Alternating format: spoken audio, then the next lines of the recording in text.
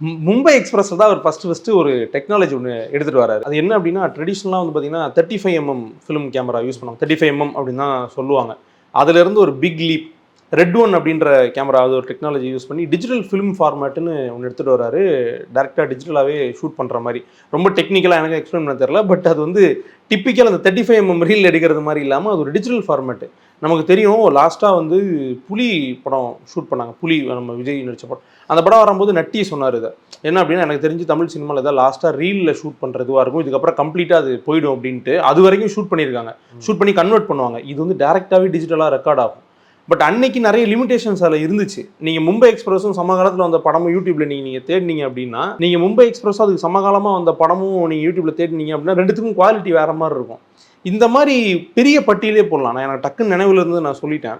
இந்த மாதிரி Kamal sir introduce பண்ண டெக்னாலஜிஸ் அப்படின்னு நம்ம எடுத்தோம் அப்படின்னா அதை மட்டுமே தனியாக பேசலாம். கான்ட்ரிபியூஷன் டு சினிமா அப்படின்னா மாதிரி புது புது படங்கள் நடிக்கிறது, புதுசாக ஒரு இதை நடித்து காமிக்கிறது, ஒரு ரோல் பண்ணுறது அது மட்டும் கிடையாதுல்ல. நீங்கள் சினிமாவுக்கு என்ன கான்ட்ரிபியூட் பண்ணீங்க? அடுத்த ஜென்ரேஷன் நீங்கள் நடிப்பீங்க, நீங்கள் நடிச்சுட்டு நீங்கள் போனீங்கன்னா படம் முடிஞ்சிச்சு, படம் நல்லா இருக்குன்னு சொல்லுவாங்க. அடுத்த ஜென்ரேஷன் ஏதோ ஃபாலோ பண்ணி வருவாங்க.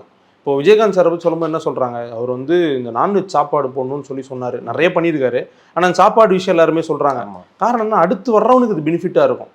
ஒரு பிக் லீப் அது அப்படியே அதை ஃபாலோ பண்ணிட்டு வருவாங்க. அந்த மாதிரி நீங்கள் சினிமாவில் இன்ட்ரடியூஸ் பண்ணுற டெக்னாலஜி தான் அடுத்த கட்டத்துக்கு போகும்.